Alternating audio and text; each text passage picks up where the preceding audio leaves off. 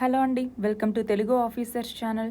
ఇవాళ మనం 2023కు సంబంధించి OECD రిలీజ్ చేసినటువంటి ఇంటర్నేషనల్ మైగ్రేషన్ అవుట్లుక్ గురించి చూద్దాం. చూడండి, ఇక్కడ ఈ ఇంటర్నేషనల్ మైగ్రేషన్ అవుట్లుక్ 2023ని రిలీజ్ చేసేది ఎవరు అంటే OECD, organisation for economic cooperation and development అన్నటువంటిది. ఇది ఈ OECD దేశాలకు సంబంధించి 2021 అలాగే 2023కు సంబంధించి ఈ మైగ్రేషన్కి సంబంధించిన వివరాల్ని ఇందులో ప్రచురించడం జరిగింది. అయితే ఇక్కడ ఏం చెప్పింది, మనం చూస్తే OECD దేశాలకి ఎక్కువగా మైగ్రేట్ అయ్యేటటువంటి వాళ్ళలో మొదటి స్థానంలో మన భారతదేశం ఉంది. ఇంతకుముందు చైనా ఉండేది, దాన్ని సర్పాస్ చేసి ఇప్పుడు మొదటి స్థానంలో ఇండియా అన్నటువంటిది నిలిచింది. తర్వాత రెండవ స్థానంలో చైనా ఉంది, మూడవ స్థానంలో రొమేనియా అన్నటువంటిది ఉంది. గుర్తుపెట్టుకోవాలి, ఫస్ట్ ప్లేస్లో ఇంతకుముందు చైనా ఉండేది, దాని ప్లేస్లోకి ఇప్పుడు ఇండియా వచ్చింది. సో ఫస్ట్ ప్లేస్లో ఇండియా, రెండవ స్థానంలో చైనా, మూడవ స్థానంలోకి వచ్చేసరికి రొమేనియా. అయితే ఈ OECD, organisation for economic cooperation and development, ఈ OECDలో మొత్తం 38 దేశాలు ఉన్నాయి. అందులో ఎక్కువగా డెవలప్డ్ నేషన్సే ఇందులో భాగస్వాములుగా ఉన్నాయి. అయితే డెవలప్డ్ నేషన్స్ ఏంటి, ఎక్కువగా మైగ్రెంట్ వర్కర్స్ని, స్టూడెంట్స్ని ఎక్కువగా అట్రాక్ట్ చేసుకుంటున్నాయి.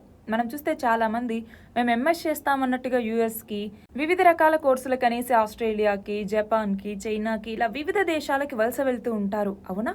అయితే ఇక్కడ మనం చూస్తే 2019తో కంపేర్ చేసుకుంటే ఇప్పుడు 15% ఈ మైగ్రేషన్ అనేటటువంటి తగ్గింది. కానీ ఈ OECD కంట్రీస్లో ఎక్కువగా వెళ్ళేటటువంటి మైగ్రెంట్స్లో మన భారతదేశ స్థానం అన్నటువంటిది 2019 నుంచి పెంచుకుంటూనే వస్తూ ఉన్నాం.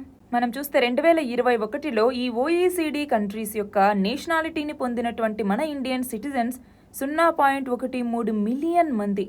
గుర్తుపెట్టుకోవాలి, అందులోనూ ఎక్కువగా 56,000 మంది యునైటెడ్ స్టేట్స్లో స్థిరపడ్డారు, ఆస్ట్రేలియాలో 24,000 మంది, కెనడాలో 21,000 మంది. అలా ఈ డెవలప్డ్ నేషన్స్లో మన భారతదేశానికి సంబంధించే 1.3 లక్షల మంది OECD దేశాల యొక్క ఈ పౌరసత్వాన్ని తీసుకున్నారు. అంతేకాదు, ఇక్కడ గమనిస్తే మెక్సికో దేశంలో ఉన్నటువంటి చాలా మంది మిగతా OECD కంట్రీస్ యొక్క పౌరసత్వాన్ని తీసుకున్నటువంటి వాళ్ళు ఉన్నారు. అందులోనూ ఎక్కువగా USA పౌరసత్వాన్ని తీసుకున్న వాళ్ళు ఉన్నారు. అయితే ఇప్పుడు రష్యా ఉక్రెయిన్ వార్ అనేది ఒకవైపు జరుగుతోంది. దాంతో ఎక్కువగా ఉక్రెయిన్ నుంచి ఈ OECD కంట్రీస్లోకి రెఫ్యూజీస్ రావటం అనేది పెరుగుతూ ఉన్నారు. అలా మనం చూస్తే దాదాపు 10 మిలియన్ ఇండివిజువల్స్ ఇప్పటికే ఇంటర్నల్గా డిస్ప్లేస్ అయిన వాళ్ళు కానివ్వండి, లేదంటే రెఫ్యూజీస్ కానీ ఈ OECD దేశాల్లో ఉన్నారు. అయితే మన భారతదేశానికి సంబంధించి గనక చూస్తే ఇలా వలస వెళ్లే వాళ్ళ సంఖ్య 172% పెరిగింది. అలాగే ఉజ్బెకిస్తాన్ నుంచి 122%, టర్కీ నుంచి 240% పెరిగింది. మనం చూస్తే ఉక్రెయిన్ నుంచే ఇప్పుడు అత్యధికంగా మైగ్రెంట్స్ ఉన్నారు. దాని తర్వాత ఈ టర్కీ, ఉజ్బెకిస్తాన్ ఇవన్నీ కూడా ఉన్నాయి.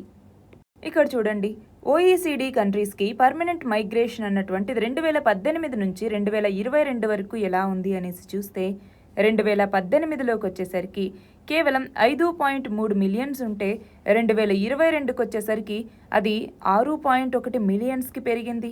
చూడండి, more than 6 million permanent immigrants అనేటటువంటి వాళ్ళు ఇప్పుడు ఈ OECD కంట్రీస్కి వచ్చారు. దాంతో ఇప్పుడు రికార్డ్ లెవెల్ ఈ 2022 అన్నటువంటిది. అలాగే లేబర్ మైగ్రేషన్ అన్నటువంటిది కూడా పెరిగింది. చూడండి, లేబర్ మైగ్రేషన్ అన్నటువంటిది మొత్తం మైగ్రేషన్లో ఇప్పుడు 21% కలిగి ఉంది. అయితే 2021తో కంపేర్ చేసుకుంటే ఇది 36% ఎక్కువ. అలాగే ఫ్యామిలీ మైగ్రేషన్ కూడా 15% పెరిగింది. అలాగే ఉక్రెయిన్ రెఫ్యూజీ క్రైసిస్ అన్నటువంటిది వరల్డ్ వార్ 2 తర్వాత యూరప్లో అతిపెద్ద డిస్ప్లేస్మెంట్. మనం చూస్తే OECD కంట్రీస్ దాదాపు ఉక్రెయిన్ నుంచి వచ్చినటువంటి 5 మిలియన్ పీపుల్స్కి రెఫ్యూజ్ని ప్రొవైడ్ చేయటం జరిగింది. చూడండి, 2023 జూన్ నాటికి ఎంతమంది రెఫ్యూజీస్ ఉక్రెయిన్ నుంచి వివిధ దేశాలకు వెళ్ళారు అన్నట్టుగా.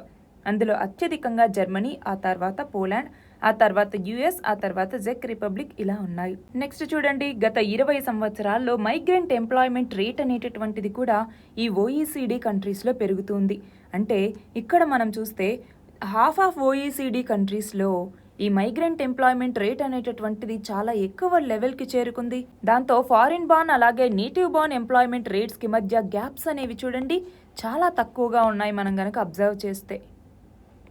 మైగ్రెంట్ ఫర్టిలిటీ రేట్కి సంబంధించి ఇక్కడ టోటల్ ఫర్టిలిటీ రేట్ 2020 లేదంటే లేటెస్ట్ ఇయర్ ఏదైతే అవైలబుల్గా ఉందో దాని ప్రకారం ఇక్కడ మనం చూస్తే ఫర్టిలిటీ రేట్ అన్నటువంటిది మైగ్రెంట్ ఉమెన్లోనే, అంటే అక్కడున్న నేటివ్ బార్న్ ఉమెన్లో కన్నా కూడా మైగ్రెంట్ ఉమెన్స్లోనే ఎక్కువగా ఉంది. కానీ ఆ రీప్లేస్మెంట్ రేట్ అన్నటువంటిది 2/3 మందిలో 2.1%గానే ఉంది. చూడండి, Japan, Korea, Spain, Italy, UK, Canada, Germany, US వీటన్నింటిలో నేటివ్ బార్న్ ఏమో ఈ వైట్ కలర్ది, ఫారిన్ బార్న్ వచ్చేసరికి ఈ గ్రీన్ కలర్ది. వాళ్ళ మధ్య ఈ ఫర్టిలిటీ రేట్ డిఫరెన్స్ ఎంత ఉంది అనేసి మనం ఒకసారి అర్థం చేసుకోవచ్చు. చూడండి, గ్యాప్ అనేది అయితే ఎక్కువగానే ఉంది. నెక్స్ట్ చూడండి, ఇమ్మిగ్రెంట్ మదర్స్ అంటే ఏంటి?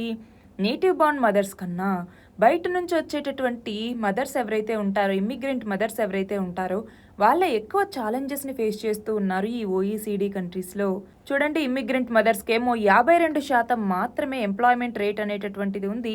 నేటివ్ బార్న్ మదర్స్కి ఏమో 72% ఎంప్లాయ్మెంట్ అనేటటువంటిది ఉంది. చూడండి, దాదాపు 20% డిఫరెన్స్ అనేటటువంటిది ఈ రెండింటికి మధ్య ఉంది. ఇమ్మిగ్రెంట్ మదర్స్కి అలాగే నేటివ్ బార్న్ మదర్స్కి మధ్య ఎంప్లాయ్మెంట్ రేట్స్ డిఫరెన్స్. ఇవి ఈ ఇంటర్నేషనల్ ఇమిగ్రేషన్ అవుట్లుక్ 2023కి సంబంధించినటువంటి important points. All the very best and thank you very much.